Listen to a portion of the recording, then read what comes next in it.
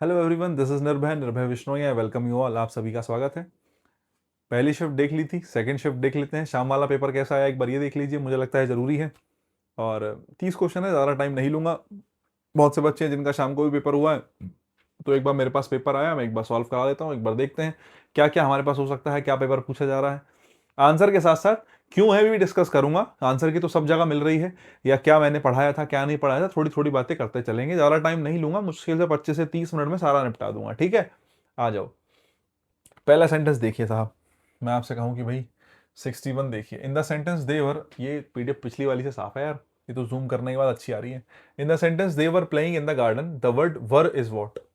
देखो मैंने आपको हमेशा बताया है, अगर आपके पास दो मेन वर्ब रखी हैं तो पहली वाली जो वर्ब होती है ना साहब, पहली वाली वो हेल्पिंग वर्ब होती है, दूसरी वाली क्या होती है बोले साहब, मेन वर्ब होती है। बोले तीन वर्ब रखी हैं, हैज बीन प्लेइंग कह रहा हूं, जैसे माना मैंने कहा कहीं लिखा है हैज बीन प्लेइंग, तो जो लास्ट वाली वर्ब है वो हमारी मेन वर्ब है, और हैज बीन ये हेल्पिंग वर्ब वन, ये हेल्पिंग वर्ब टू। तो कुल मिला के हेल्पिंग वर्ब है। बोले अच्छा सर हेल्पिंग वर्ब है तो मेन वर्ब, फाइनाइट, इंट्रांजिटिव या ऑक्सिलरी। अरे हेल्पिंग वर्ब को ही तो ऑक्सिलरी वर्ब कहते हैं। आंसर बनेगा 61 का क्या, सी फॉर कैट। 61 का आंसर क्या बनेगा, सी फॉर कैट बनेगा। अगर बात समझ में आई हो तो मैं आगे चलता हूँ 62 पे। The committee insisted that, same sentence पिछले वाले पेपर में पूछा गया, इसमें ही पूछा गया। कमेटी ने इंसिस्ट किया, पता नहीं क्या इंसिस्ट किया, लेकिन तो मुझे ये दिखना चाहिए कि नॉट आया है सेंटेंस में। अगर इस सेंटेंस के इस वाले हिस्से में नॉट आया है तो नॉट के साथ नोबडी तो नहीं आ सकता, क्योंकि डबल नेगेटिव हो जाएगा, है ना। तो नोबडी तो नहीं आएगा। बोले भैया और, मैंने कहा समबडी भी नहीं आएगा। क्या नहीं आएगा, समबडी भी नहीं आएगा। समबडी क्यों नहीं आएगा, क्योंकि निगेटिव सेंटेंस के साथ, निगेटिव सेंटेंस में एनी का यूज करते हैं, और मैं आपसे कहूं पॉजिटिव सेंटेंस में किसका यूज करते हैं, बोले जी सम का यूज करते हैं। एक बात तो अगर तुम्हें ये बात क्लियर हो तो एनी का प्रयोग, समबडी का प्रयोग गलत है, ठीक है। लेकिन हाँ ये क्वेश्चन के ये वाला जो ऑप्शन है दो, एनीबडी एनीबडी एल्स, ये थोड़ा सा भारी कर दिया। पिछली बार में जो सुबह वाली शिफ्ट थी उसमें समबडी एल्स दे रखा था ऑप्शन, तो समबडी तो कट गया, वहां पे केवल एनीबडी बचा, और एनीबडी चुन के बच्चा निकल गया। क्योंकि हमें, अगर जिस बच्चे को ये पता है कि पॉजिटिव सेंटेंस में सम का प्रयोग होता है, नेगेटिव में एनी का प्रयोग होता है, अगर सेंटेंस नेगेटिव है तो सम तो आ नहीं सकता, बोले एनी आएगा। लेकिन अब की बार दो ऑप्शन बच गए। जो सुबह वाला पेपर था वहां एक ऑप्शन बचा था एनी का, तो हमने वही आंसर लगा दिया। यहाँ एनीबडी और एनीबडी एल्स आया है। देखो एनीबडी और एनीबडी एल्स में क्या फर्क है, मैं तुमसे कहूं एल्स आया तो क्यों आया। एनीबडी और एनीबडी एल्स में इतना ही फर्क है, जब मैं एल्स लगाता हूं तो एल्स का मतलब है किसी एक व्यक्ति को छोड़कर, ठीक है। नहीं मैं तुमसे पूछूं कि भाई कौन कौन, मैं तुमसे कहूं कि कौन कौन कॉपी नहीं लाया, बोले राम नहीं लाया। मैं पूछूं राम के अलावा कोई और है, तो राम के अलावा कोई और है का मतलब राम के अलावा, राम तो नहीं लाया, राम के अलावा एनीबडी एल्स, कोई और नहीं लाया, मतलब राम को रख लिया, उसके अलावा जो बचा वो बताओ। तब हम एल्स का यूज करते हैं। किसी एक प्रोनाउन, किसी एक व्यक्ति को एक्सक्लूड करने के लिए हम किसका यूज कर लेते हैं, एल्स का यूज कर लेते हैं। एक व्यक्ति को या एक से ज्यादा को, लेकिन एल्स लगा के किसी एक ग्रुप को, एक व्यक्ति को अलग करा जाता है। आ जाओ जरा। The committee insisted that anybody who hadn't submitted the revised report should refrain from attending the final review meeting. जिसने भी जो है क्या क्या कह सकते हैं कि भाई सबमिट नहीं करी है क्या हमारी रिवाइज रिपोर्ट, तो आप सीधी सीधी बात है एनीबडी कहेंगे, क्योंकि ऐसा तो है नहीं किसी की हमने बात कर दी कि इसके अलावा, इसके अलावा उसके अलावा, ये तो कोई बात ही नहीं हुई है। अगर कोई बात नहीं हुई है तो फिर सीधी सी कहानी है, आंसर क्या बनेगा, डी फॉर डॉग बनेगा। सीधी सी कहानी है, आंसर क्या बनेगा, डी फॉर डॉग बनेगा। अगर बात समझ में आई हो तो जरा फिर से देख लो आगे, इसको मैं क्लियर करता हूं, आगे बढ़ता हूं। 63 देख लो, ठीक है। नेक्स्ट बताओ क्या कहा गया है, पैसिव वॉइस बता दो। देखो पैसिव वॉइस के मामले में एक चीज बड़ी खास होती है, पैसिव वॉइस के मामले में एक चीज बड़ी खास होती है, खास करके किसके पैसिव वॉइस में, मेड के। मेड, अब मैं तुम्हें बताऊं, ये वाली चीज मैंने एसएससी में पढ़ाई है, तुम्हें तो नहीं बताई। देखो मैं तुमसे कह दूं कि तुम्हें बताइए, नहीं तुम्हें नहीं बताई, एसएससी वाले को बताइए। अगर एसएससी वाले पैसिव वॉइस खोल के देखोगे वहां मिल जाएगा किसी न किसी सेंटेंस में। मेड जो है ना शब्द, मेड का जो एक्टिव वॉइस होता है और मेड का जो पैसिव वॉइस होता है, मेड के एक्टिव वॉइस में वर्ब की फर्स्ट फॉर्म आती है, बेयर इन्फिनिटिव आता है, लेकिन जब इसका पैसिव बनाते हैं तो ये टू प्लस वर्ब की फर्स्ट फॉर्म में चेंज हो जाता है। मेड अपने आप में एक स्पेशल शब्द है जिसका पैसिव वॉइस बनाते हुए टू प्लस वर्ब की फर्स्ट फॉर्म में चेंज होता है। जरा मेड का एक्टिव वॉइस देखना, वर्क आया है, लेकिन मेड का पैसिव वॉइस देखना, टू वर्क। वर्क आया, खाली वर्क आया गलत, टू वर्क आया ठीक है, वर्कड आ गया गलत। कुल मिला के दो ऑप्शन बचे, द एम्प्लॉयज। अब मैंने कहा मेड सेकंड फॉर्म है, सेकंड फॉर्म का चेंज किस में होगा, वाज वर प्लस वर्ब की थर्ड फॉर्म में, तो ये हेड गलत हो गया, ठीक है। यहाँ आर गलत हो गया। मैं आपसे पूछूं इन दोनों में, कुल मिला के कंफ्यूजन तो इन दोनों में होना चाहिए था, कुल मिला के कंफ्यूजन तो इन दोनों में होना चाहिए था, किसमें, वर मेड का वर मेड, टू वर्क या वर्क, टू वर्क या वर्क, तो आपको ध्यान रखना है मेड एक्टिव वॉइस में बेयर इन्फिनिटिव लेता है और पैसिव में बेयर इन्फिनिटिव या मैं कहूं वर्ब की फर्स्ट फॉर्म चेंज हो जाती है टू प्लस वर्ब की फर्स्ट फॉर्म में। इसलिए आंसर बनेगा कौन सा, ए फॉर एप्पल बनेगा साहब। कौन सा आंसर बनेगा, ए फॉर एप्पल बनेगा। 63 के बाद आ जाओ 64 में साहब। नेक्स्ट देखो, अब देखो ये फिर वही बात है कि भाई थोड़ा सा जो क्वेश्चन तुम्हें मुश्किल दे दिया, इस क्वेश्चन को तुम कह सकते हो कि हाँ ठीक है वर्थ इट है, लेकिन फिर एक और बात है, मैंने आपको एक चीज और बताई थी, अगर आप देखो कि भाई इफ के स्थान पे केवल 3 लोग हैं जो काम कर सकते हैं। इफ के स्थान पे कौन आ सकता है, हेड आ सकता है, इफ के स्थान पे वर आ सकता है, और इफ के स्थान पे कौन आ सकता है, शुड आ सकता है। मतलब ऐसा होता है, ये स्ट्रक्चर है, देखो ये वाली स्ट्रक्चर यही है। अगर मैं तुमसे कहूं हैड आई नॉन का मतलब क्या है, हैड आई नॉन का मतलब है इफ आई हैड नॉन। इस बात को ना, इफ आई हैड नॉन को इन्वर्जन के रूप में लिख सकते हैं। इसको किस रूप में लिख सकते हैं, इन्वर्जन के रूप में लिख सकते हैं। अगर मैं कहूं हैड आई नॉन लिखा है या मैं कहूं इफ आई हैड नॉन लिखा है, दोनों सेम बात है। लेकिन हाँ, हैड को और इफ को दोनों को मिला के, दोनों को मर्ज करके अगर मैं हेड को इफ की जगह पे लिख दूं, तो ये हेड किसका काम कर रहा है, इफ और हेड दोनों को मिलाकर आप हेड रख सकते हो इफ की जगह पे। इस तरीके से काम करता है। और इस तरह का कर्तव्य करने वाले कितने लोग हैं, 3 लोग हैं।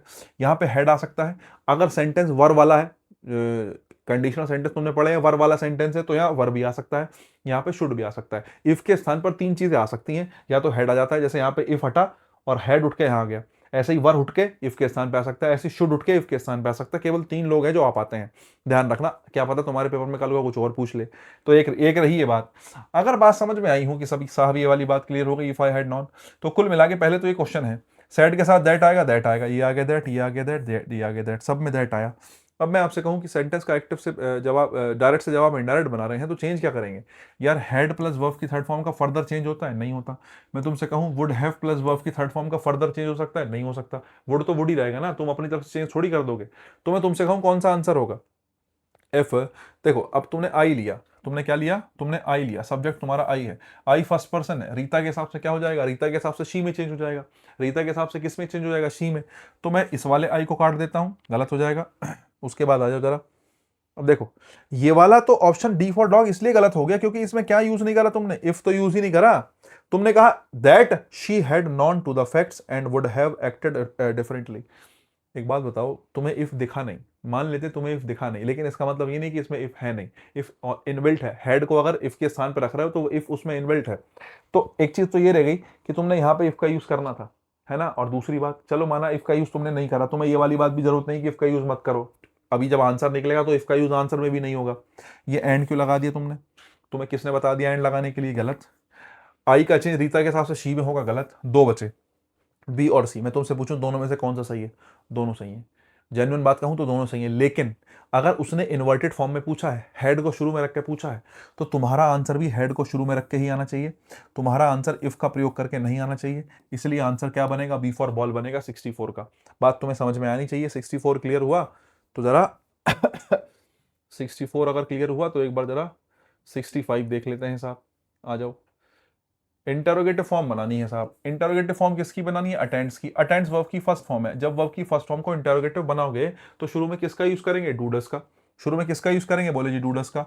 बोले सेल्डम क्या कर रहा है शुरू में, अरे शुरू में सेल्डम क्या मतलब है, वर्ब की फर्स्ट फॉर्म है तो स्टार्टिंग में क्या रखेंगे, बोले जी या तो डू आएगा, डज आएगा, शी आया है तो शी के हिसाब से क्या आएगा, डज आएगा। तो ये क्या कर रहा है यहाँ पे, गलत। डिड क्या कर रहा है, सेकंड फॉर्म थोड़ी है जो डिड लगा दोगे, गलत।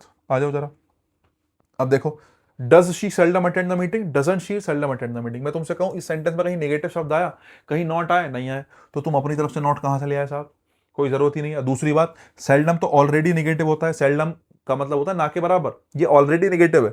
तुम इसके साथ अलग से नॉट का प्रयोग नहीं कर सकते कि तुम सेल्डम के साथ नॉट लगा दो ना, पॉसिबल ही नहीं है। आंसर बनेगा क्या, B for ball. Does she seldom attend the meeting और ब्ला ब्ला ब्ला। इसको क्लियर करते हैं साहब, इसके आगे चलते हैं 66 में, ठीक है। He dare not oppose the chairman's decision, the verb dare. मैंने आपको बताया होगा 10 प्रकार के मॉडल, 10 हमारे पास मॉडल होते हैं, can could shall should will would may might must ought to, total 10 modals होते हैं, ठीक है। अब इसके बाद मैंने आपको ये बताया कि मार्जिनल्स भी होते हैं हमारे पास कुछ, नीड, डेयर और यूज टू। नीड, डेयर और यूज टू को मार्जिनल्स बोलते हैं। नीड, डेयर और यूज टू, ये 3 शब्द ऐसे हैं, इनको मार्जिनल्स बोलते हैं। क्या बोलते हैं इनको, मार्जिनल्स बोलते हैं। लेकिन इनकी एक खासियत होती है, इनको मार्जिनल्स इसलिए कहते हैं, मार्जिनल्स वो शब्द होते हैं जो दोनों का काम करते हैं, हेल्पिंग वर्ब का भी, मेन वर्ब का भी। मैं तुमसे पूछूं ये क्या है, ये नीड, डेयर और यूज्ड टू की खासियत होती है, हेल्पिंग वर्ब मेन वर्ब दोनों बनते हैं। क्या बनते हैं? हेल्पिंग वर्ब मेन वर्ब दोनों बनते हैं।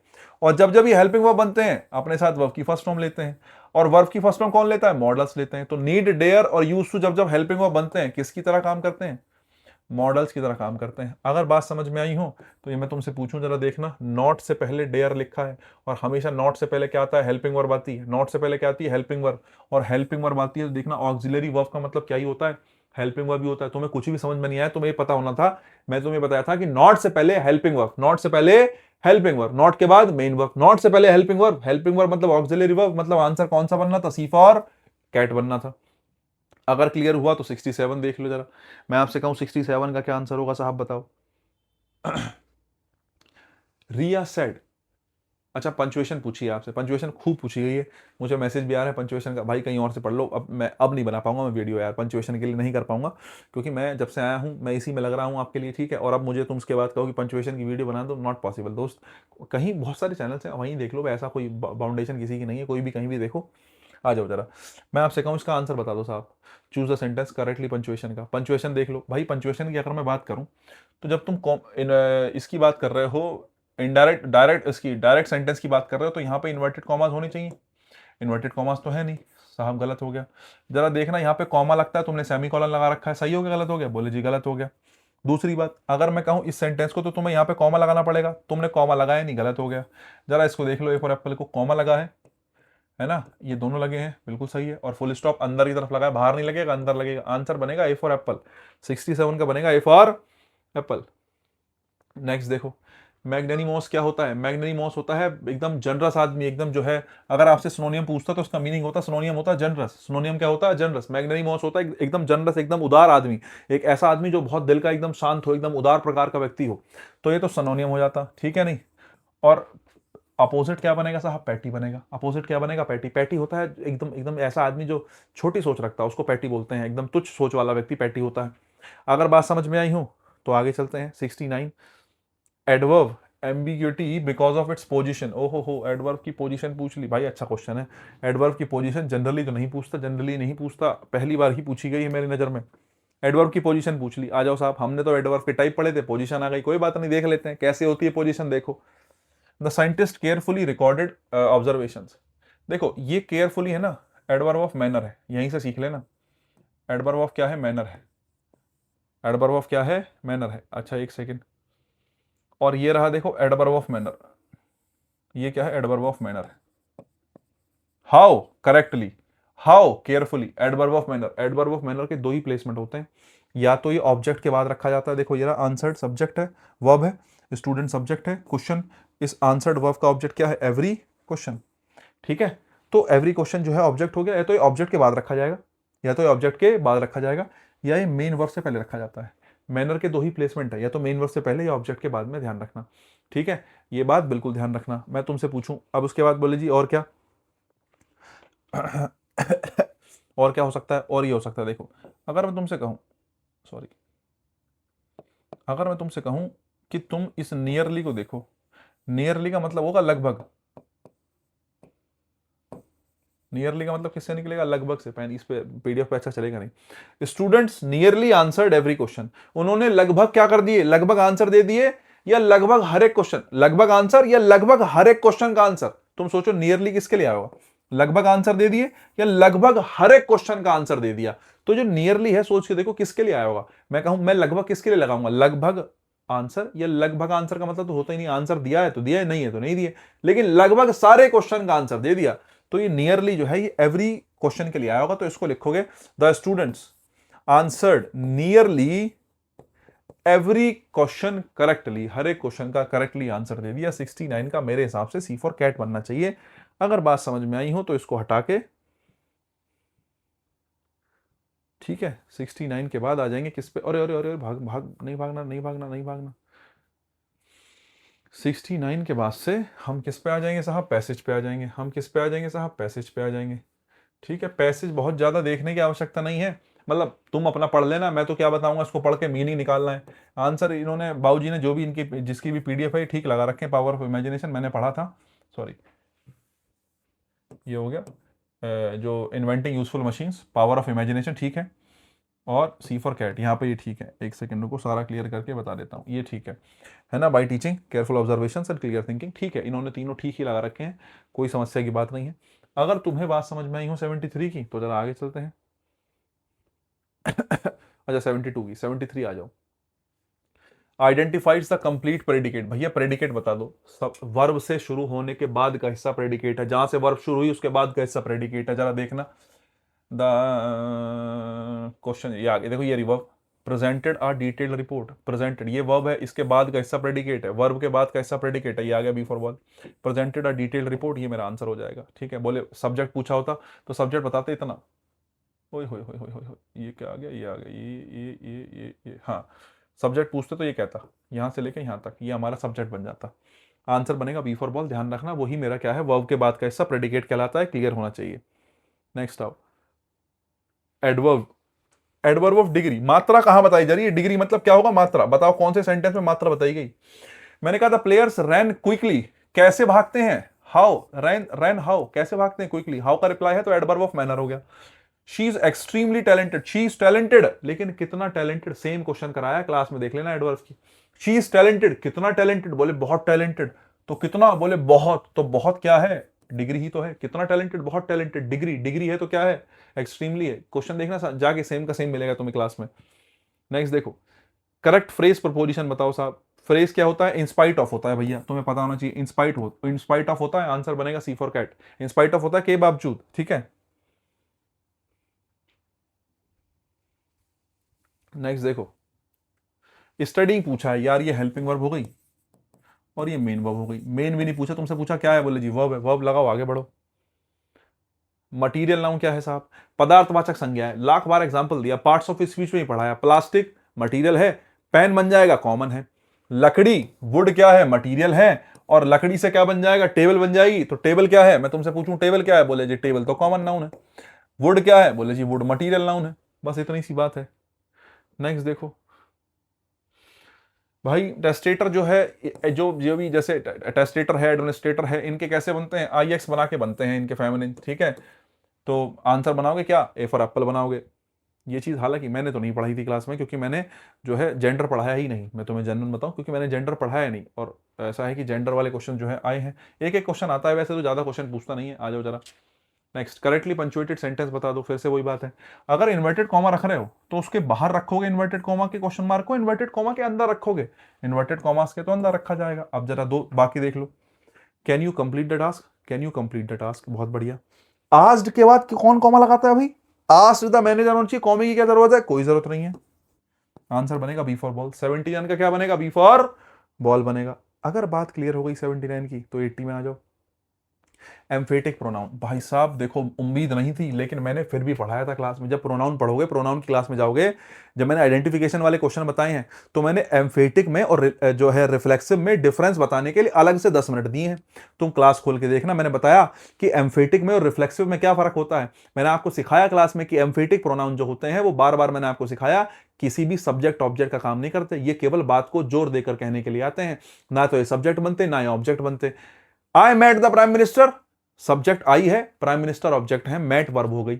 आई myself met the prime minister, मैं खुद से प्राइम मिनिस्टर से मिला हूं, तो आई फिर से सब्जेक्ट है, प्राइम मिनिस्टर फिर से ऑब्जेक्ट है।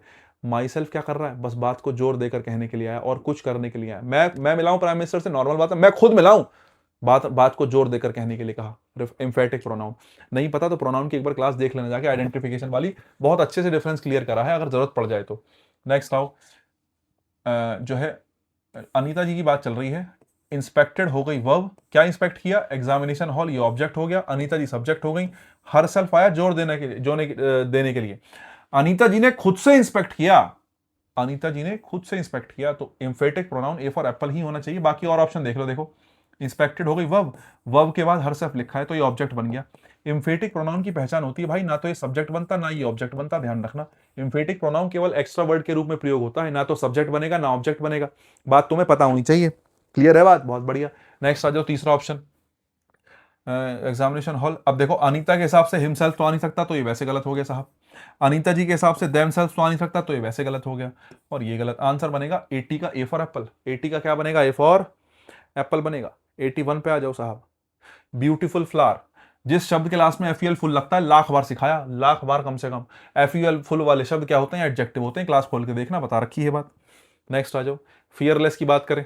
फियरलेस का एंटोनिम पूछा है। फियरलेस मतलब इसको कोई डर ना हो, डर नहीं होगा तो वो डेयरिंग होगा, बोल्ड होगा, एडवेंचरस होगा। नर्वस कौन होता है? नर्वस होगा अपोजिट। फियरलेस का अपोजिट क्या बनेगा? नर्वस। वो व्यक्ति जो नर्वस हो, जो डरा हुआ हो, तो उसको नर्वस बोलेंगे। ठीक है, आप लगाएंगे answer D for dog.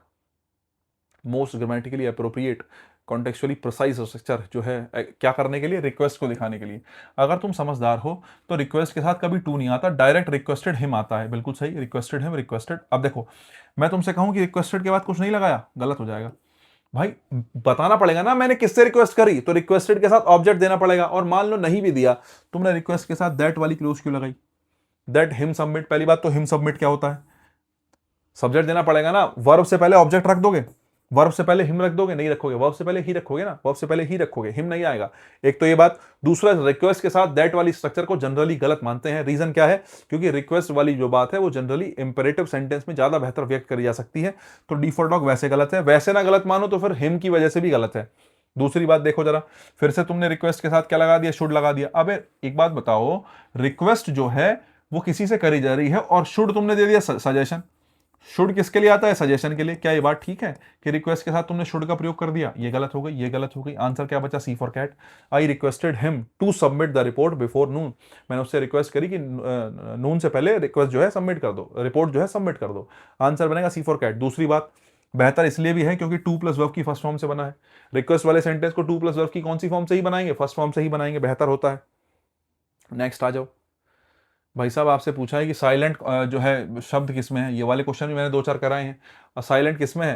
प्रामेड, physical और फिजिशियन, सब में पी बोला जाता है, लेकिन साइकोलॉजी, साइकोलॉजी में पी साइलेंट होता है। इससे आसान क्वेश्चन क्या हो सकता है? आंसर बनेगा बी फॉर बॉल 84 का। ठीक है साहब, ये हो गया 84। आ जाओ जरा, बस थोड़ी सी ही बात बची है, ज़्यादा नहीं बची है। हाँ, लास्ट में आ गए क्या? नहीं, लास्ट में नहीं आना है मुझे, 85 पे जाना है मुझे। इतना तेज क्यों चलते हो तुम? देखा, गुस्सा तो नहीं है तू?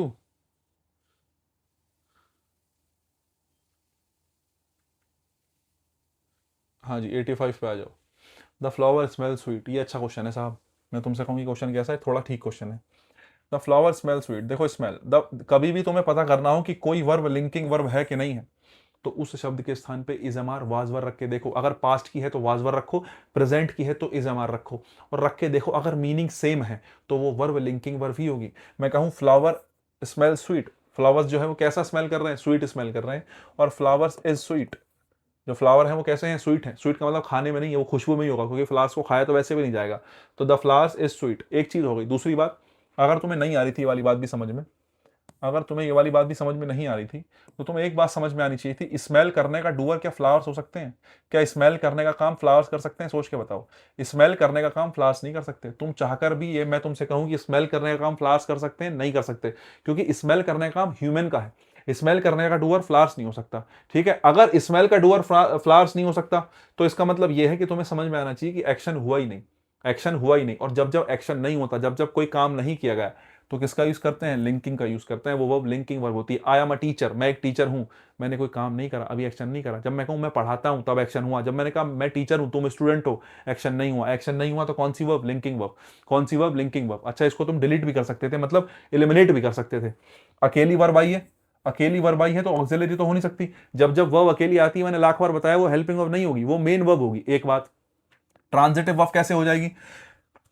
स्मेल के बाद स्वीट जो है वो क्या है? एडजेक्टिव है। इस वर्ब के बाद ऑब्जेक्ट थोड़ी रखा है, वर्ब के बाद ऑब्जेक्ट नहीं रखा तो ट्रांजिटिव भी नहीं होगी।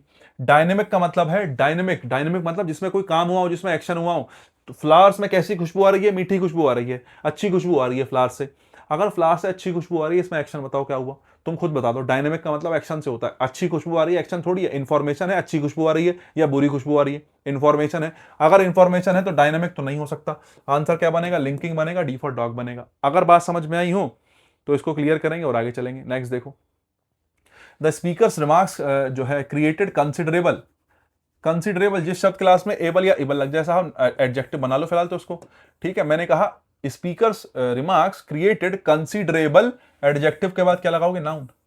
कंसिडरेबल क्या? कंफ्यूजन। एडजेक्टिव के बाद क्या आएगा? नाउन आएगा। तो तुम्हें यहाँ नाउन चाहिए। कंफ्यूज्ड वर्ब की थर्ड फॉर्म है या तो वर्ब बनेगी या एडजेक्टिव बनेगी। कंफ्यूज वर्ब की फर्स्ट फॉर्म है केवल वर्ब ही बनेगी और कुछ नहीं बनेगी। कंफ्यूजिंगली एल वाई लग गया, जिस शब्द के लास्ट में एल वाई लगता है वो या तो एडजेक्टिव होता है एडवर्ब होता है, तुम्हें चाहिए नाउन। जिस शब्द के लास्ट में आई ओ एन होता है वो नाउन होता है। अगर बात समझ में आई हो तो बी फॉर बॉल लगाएंगे, कंफ्यूजन लिख के आगे चलेंगे 86 में। क्लियर करो, आगे चलो। करेक्ट पंचुएशन मार्क पूछा है साहब, करेक्ट पंचुएशन मार्क पूछा है। Committees decision was accepted although unpopular. Committee का जो डिसीजन था हालांकि वो कैसा था, अनपॉपुलर था, लेकिन उसको क्या किया गया, एक्सेप्ट किया गया। तो सेंटेंस है committees decision was accepted. Committee का डिसीजन जो है एक्सेप्ट किया गया, लेकिन वो अनपॉपुलर था। बोले जी सही नहीं लग रहा था लेकिन एक्सेप्ट कर लिया गया। आ जाओ जरा, कमेटीज डिसीजन, कमेटी का जो डिसीजन है ये, इसकी क्या जरूरत है सेमीकोलन की साहब, एक बात बताओ। ये आ गया, ये गलत हो गया। मैं आपसे पूछूं कि ऑल्दो कमेटीज डिसीजन, ऑल्दो यहां लिखने का मतलब है डिसीजन के साथ में सब्जेक्ट है, ऑल्दो सब्जेक्ट थोड़ी है, नहीं। यहां ऑल्दो जो है एक तरीके से प्रपोजिशन के रूप में आया है, ठीक है। नहीं, आ जाओ जरा। अगर मैं बात करूं, वैसे तो कंजक्शन होता है ऑल्दो, ठीक है। अगर मैं यहां बात करूं बाकी दोनों में क्या बचा, ये गलत हो गया, ये गलत हो गया पहले, और उसकी बात करता हूं चौथे की। तो पहले में भाई साहब कहीं भी कॉमन नहीं आया।